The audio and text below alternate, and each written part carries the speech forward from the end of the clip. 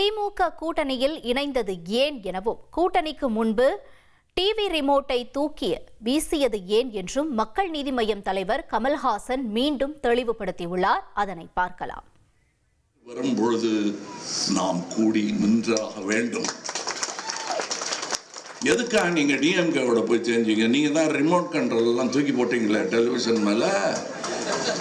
ஏன் நீங்க மறுபடியும் அங்க போனீங்கன்னா ரிமோட்டை தூக்கி போட்டேன், அதான் சொன்னேன், விமர்சிக்கும் உரிமை ஜனநாயகத்துக்கு உண்டு.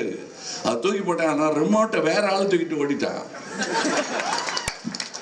ஆகா, அங்க போகக்கூடாதுயா. ரிமோட்டு ஸ்டேட்டோட இருக்கணும். கல்வியே அப்படித்தான் இருக்கணும். நாங்க நினைக்கிறோம் ரிமோட்டை கொடுப்போம், நாங்க எடுத்துட்டு வா திருப்பி, பரவாயில்ல நம்ம ஒழிச்சாவது வைப்போம், ஒருத்தர் மேல ஒருத்தர் அடிச்சுக்க வேணாம், இனிமே எவனா வந்து தூக்கி போயிடலாம் அப்படின்னு எடுத்த முடிவு தான். இந்த அலையன்ஸ் புரிஞ்சுங்க, புரியலன்னா சும்மா இருங்க.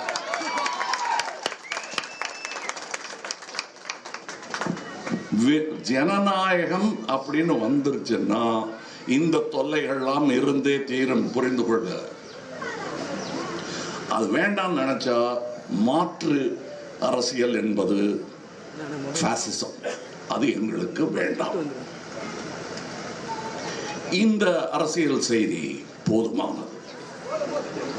மற்றவர்களுக்கு இங்கே நாம் சொன்ன அன்பின் செய்தி போதவே போதாது. அது தொடர்ந்து நாங்கள் பேசிக் கொண்டிருப்போம்.